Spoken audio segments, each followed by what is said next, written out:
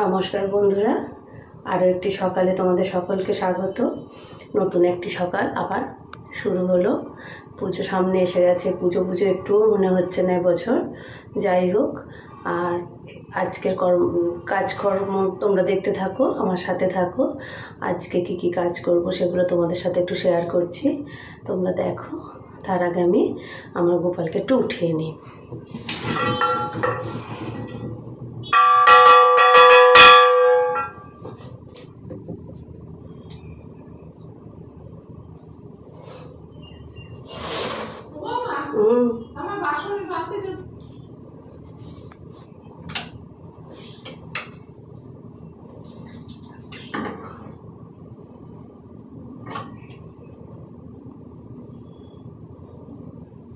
দেখো আমার গোপালকে কেমন সুন্দর ঝলমল করছে আমার গোপাল।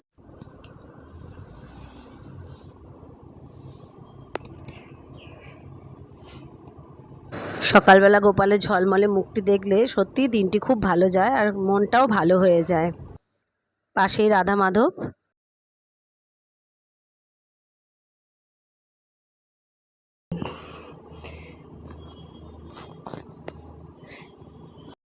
এবার আমি একটু গোপালকে খেতে দিই আর একটুখানি ধূপদীপ দিয়ে খেয়ে নিই, আর তোমরা দেখতে থাকো। এরপর আমি ফুল তুলতে যাব, আর শিউলি ফুল কয়েকটা পড়েছে, শিউলি ফুলগুলো তুলবো। তোমরা দেখো ভিডিওটি, আশা করি খুব ভালো লাগবে। তার আগে চলো আমি ঠাকুরঘরটা একটুখানি মুছে নিয়ে তারপরে আমি গোপালকে একটু খেতে দেবো, দিয়ে তারপরে জল তুলে আমি ফুল তুলতে যাবো। আমাদের ঠাকুরঘরটা খুবই ছোট, একদমই বড় ঠাকুরঘর না। আর তার মধ্যেই আমরা এভাবে সিংহাসন রেখে ঠাকুর রাখা হয়েছে। আর তাই ঘর মুছতে বেশি সময় লাগবে না, একটুখানি মুছে নিলেই মেঝেটা হয়ে যাবে। সকালে যে ঠাকুরঘরে প্রথম আসে, মা হোক বা আমি, এইটুকু কাজ আমরা দুজনে মিলে দুজনের একজন করে নিই। আর গোপালকে একটুখানি খাবার দিয়ে, এই যে গোপালের জন্য আনা হয়, সপ্তাহে একদিন আনলেই সেটাই দেওয়া হয়। গুজিয়া আনা হয়, বৃহস্পতিবার দিনে এটা আসে। আর এই গুজিয়া দিয়ে গোপালকে পুজো দেওয়া হয় সকালবেলাটা। আর বাকি বেলায় সব ঠাকুরের সাথে চিড়ে মাখা দেওয়া হয়। ওটা মা পুজোটা করেন, সব বেলা পুজোটা। আর মা ঠাকুরের বাসন মাজেন, মাজা হয়ে গেলে পুজো করে নেবে। আর তারপরে এইভাবে ঠাকুরের নামটা আমি করি, মা বেলায় করেন। মায়ের সকালে ওই জন্য বেশি সময় লাগে না। গোপালকে উঠিয়ে দিয়ে ঠাকুর ঘর মুছে মা বেরিয়ে যায়, কিন্তু আমি নামটা ঠাকুরের যেহেতু করি একটু সময় লাগে। আর ওই গোপালের খাবারে বড্ড টিকটিকিতে মুখ দেয়, তাই একটুখানি চাপা দিয়ে দিলাম, একটা ঢাকনা দিয়ে দিলাম। ও মা এসে খুলে দেবে, দিয়ে আবার নতুন করে ওটা প্লেটটা সরিয়ে পুজো করবেন। এবার ফুলের সাজিটা নিয়ে আমি ফুলগুলো একটু তুলে নিই। আর আমাদের বাড়ির ফুলগুলোই তুলবো, আর দিদিভাইয়ের বাড়ির ফুল মা এসে পরে তুলবেন, কারণ আমার টিফিনের তাড়া আছে, টিফিনটা রেডি করব। তাই আমি তাড়াতাড়ি বাড়ির উঠোনের ফুলগুলো না তুললে ঝলসে যায়, শিউলি ফুলগুলো বিশেষ করে। তাই শিউলি ফুলগুলো আমি তুলব। চলুন যাই ফুল তুলতে। অমনি পিছু নিতে হবে। ওই যে আমার আগে আগে উনি চললেন, লেজ নাড়াতে নাড়াতে। এবার লেজটা খসেই যাবে তোর।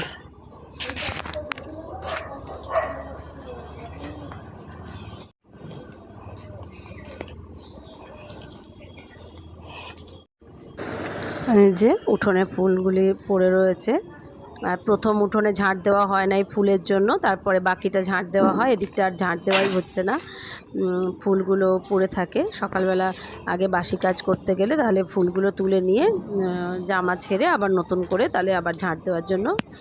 এই যে উনি বসে পড়লেন।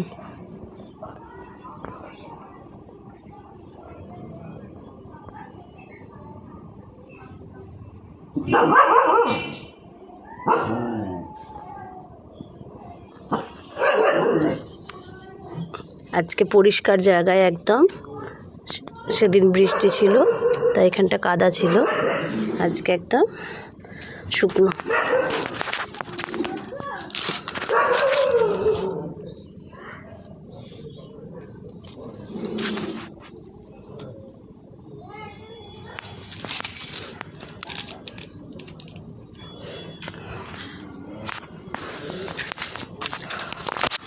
এই যে এই কটা পেলাম, বেশি ফুটছে না, গাছটা খুব জোরটা কম, গাছটা একদমই জোর নেই। গাছটা একবার কেটে দেওয়া হয়েছিল, ছেঁটে দিতেই তারপরেই জোরটা কমে গেছে। এই বাড়ির ফুলগুলো আমি তুলে নিই, আর তারপরে ননদের বাড়ির ফুলগুলো মা তুলে নেবে। আমি আর আজকে ওই বাড়ি যাব না, টিফিন বানাতে হবে।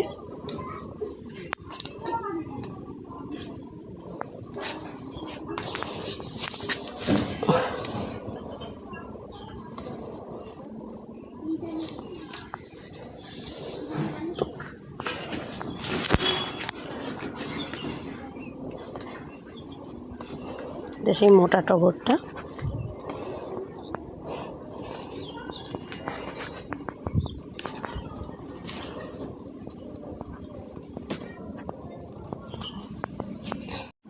এই দেখো বন্ধুরা, সেই পাহাড়ি লঙ্কা কেমন সুন্দর লাল হয়েছে, একদম চেরি ফলের থেকেও লাল হয়েছে, খুব সুন্দর দেখতে লাগছে। কতটুকু বুঝতে পারছো জানি না, কিন্তু দেখতে খুবই সুন্দর লাগছে।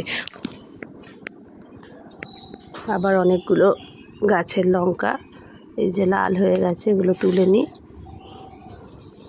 ফুল তুলতে এসে লঙ্কাও তোলা হয়ে গেল।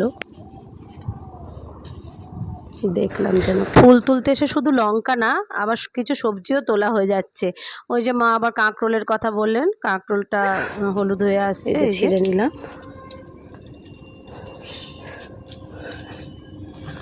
আর এই যে এই একটা, এটাও ছিঁড়ছি।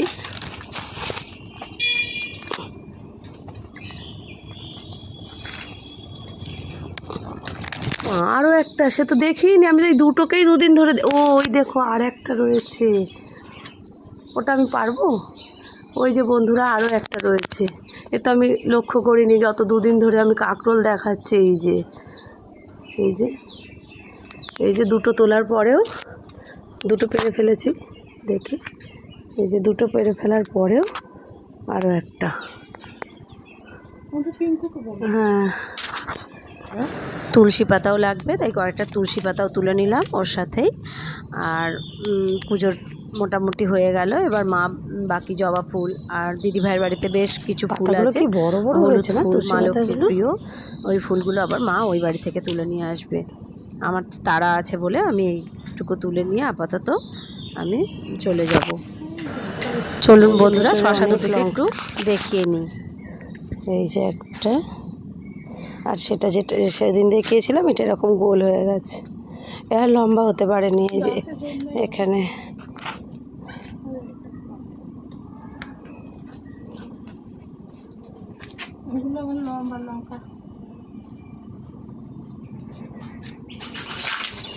আচ্ছা ফুলও এসেছে, আর এই যে হয়ে রয়েছে লঙ্কা, এই যে পদ্ম পাতাটা রয়েছে। চলো বন্ধুরা, আর অনেক কাজ আছে আজকে, পুজোর আগে কাচাকুচি প্রচুর করব আজকে। আমি টিফিনটা বানিয়ে দেব, দিয়ে তারপরে ড্রেস ছেড়ে নিয়ে আমি কাচাকুচিতে অপেক্ষায়, তাহলে পাশে থাকা বেল আইকনটাও প্রেস করে দেবেন। ঠিক আছে। সাত দিনে সচরাচর আমরা ময়দা চেলে নিই, তবে ময়দা চালার এই প্রসেসটা আজকে আমি তোমাদের সঙ্গে শেয়ার করব। তাহলে ময়দা এইভাবে চাললে দেখো, এই যে কাপে আমি 1 কাপ ময়দা নিয়েছি, নিয়ে এইভাবে উল্টে নিয়ে, তাহলে কি হবে, একদম চারদিকে ছড়িয়ে যাবে না। এই প্রসেসটা খুবই সুন্দর, খুবই মানে ভালো লাগলো আমার, আমি তাই আপনাদের সঙ্গে একটু শেয়ার করলাম, যে সবার সাথেই শেয়ার করে নিই জিনিসটা।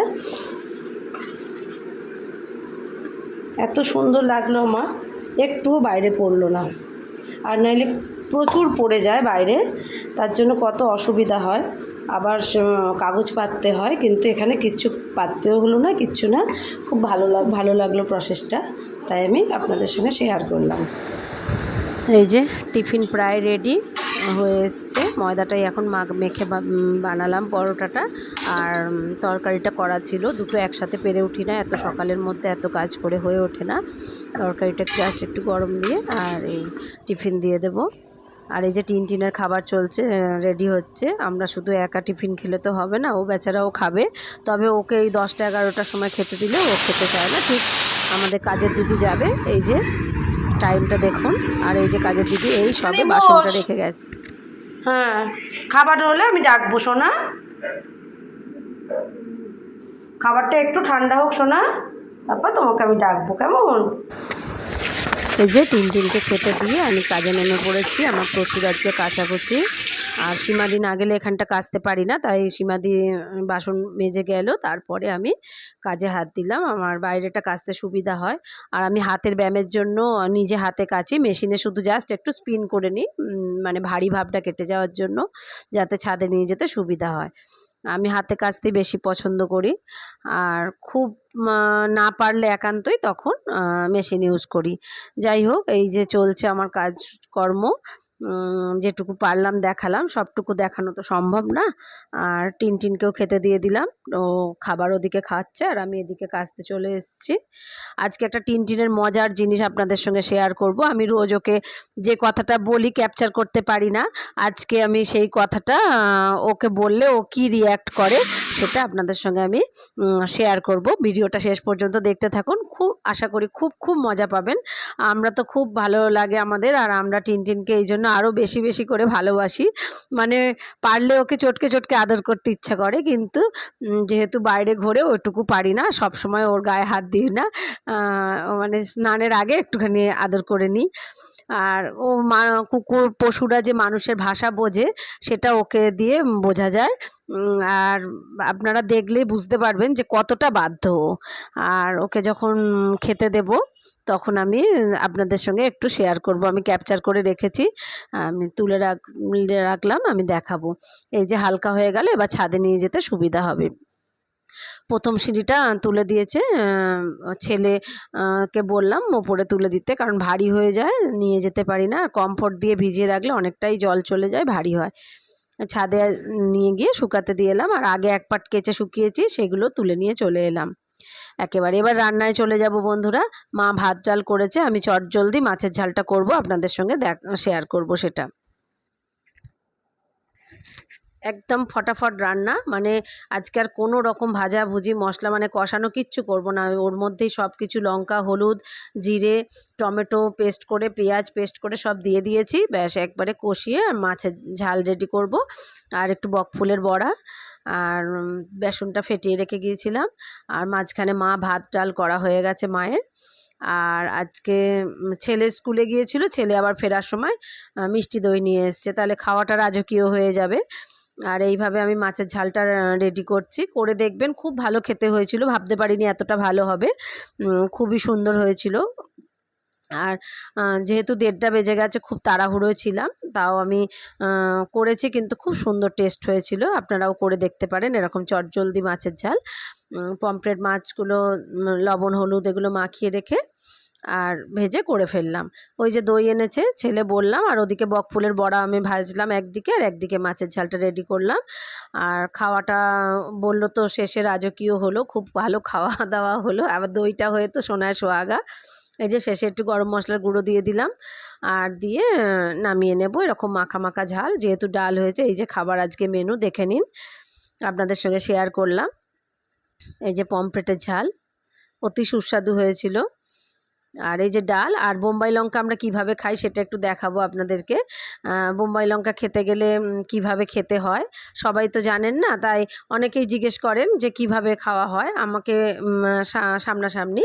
এই যে আমার হাজব্যান্ড খানিকটা নিয়ে এসেছে খাবলে, এবার যেটা আছে আমি দেখাচ্ছি। এই যে প্রথমে একটুখানি পাতের মধ্যে নুন নিয়ে নেব বা লবণ যাই বলেন, এটা নিয়ে এর মধ্যে লঙ্কাটা, ওই যে হাত দেবো না, হাত দিলে খুব জ্বালা করে। তার শাশুড়ি মা চামচের পিছন দিয়ে ঘেঁটে নেন, আমি আঙুল দিয়েই হাঁটবো। ওই আঙুলটা ভালো করে ধুয়ে নিতে হবে, যদিও ওই নুনের মধ্যে দিলে ভালো করে ঘষে ওই এতটুকুই, কিন্তু পুরো ভাতটা একদম সেন্ট হয়ে যাবে। আমি যদিও পুরো ভাতটা খাবো না।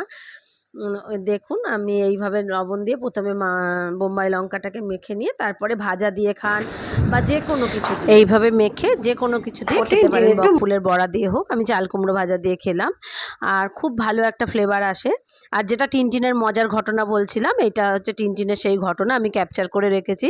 টিনটিনকে রাত্রেবেলা খেতে দিয়েছি, আর ওকে যখনই আমি বলি বাবু একটু পরিষ্কার করে খাবে, তখন ওর শুধু এটা দেখুন ও সেটা কি করে। না খেয়ে নাও তুমি, পরিষ্কার করে খাবে কিন্তু একটু যেন থাকে না, ঠিক আছে? নাও খেয়ে নাও লক্ষ্মী সোনা। হ্যাঁ এই তো টিনটিন কত কথা শোনে, পরিষ্কার করে খেতে বললেই টিনটিন মেজের মধ্যে মুখ দিয়ে সব যে কটা পড়বে সে কটা সব পরিষ্কার করে খাবে। এবার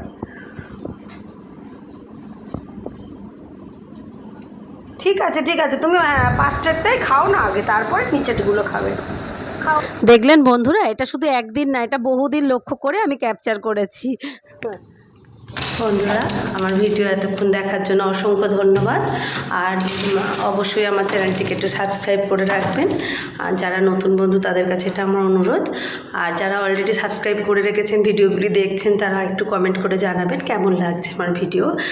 আর সবাই ভালো থাকবেন, সুস্থ থাকবেন। আগামী পুজো আসছে, সবার পুজো ভালো কাটুক এই শুভ কামনা জানিয়ে আজকের ব্লগটি আমি শেষ করলাম। নমস্কার।